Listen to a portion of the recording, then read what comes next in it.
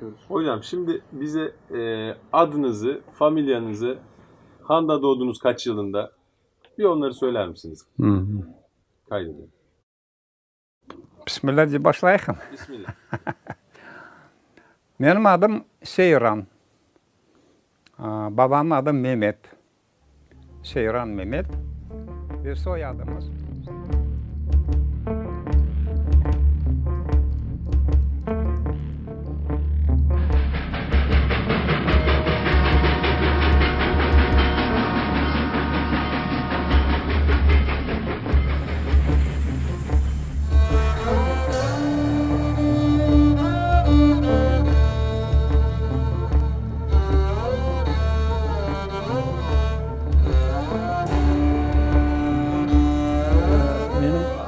Anam babam endi onların başından geçkeni onlar da bana aytdı. Men de özüm başından geçkeni balalarıma aytaman. Bunu biz aytmasak balam, bu bizim tarihimiz.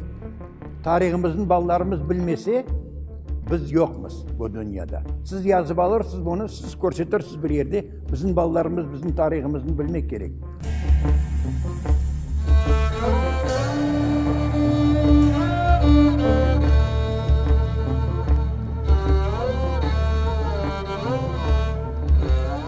Yo, revolüsyondan sonra da namaz kıldırır eder, yetmeder. 37 senesi başladılar o şey, nemi camilerini kapatmağa, razırşit etmeder, ruhsat vermeder nemege namaz kılmağa, şey etmege. Dua yapacak olsalar korkar der dua yapmaya. Özlerinin soy akrabasını yakın bilgen adamlarını çağırır der. Kapılarını kapatır der, kapılarını o güne de kaverler asar der. Evçeye namaz, dua yapıp, işte bu sesi çıkmagay, işitmegeyler, işte öylelikle duanı geçirir der. Partizanlarçı bilimselerмен atışkanda bir tane lemse ölgen edi. Bir tane lemse ötkenge şu koydan 7 tane adam çakırıp, atıp, canı çıkar çıkmaz jaktılar.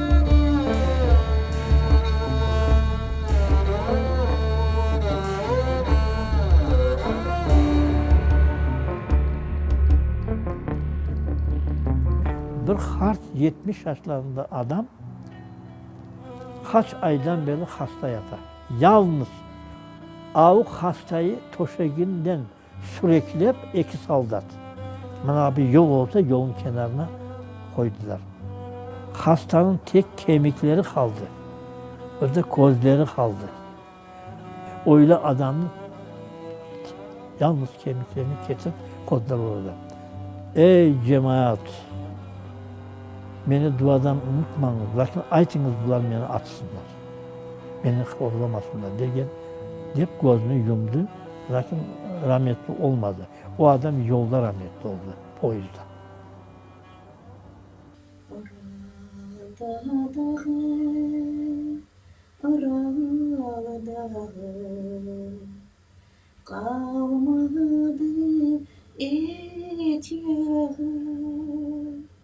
Şu kırmına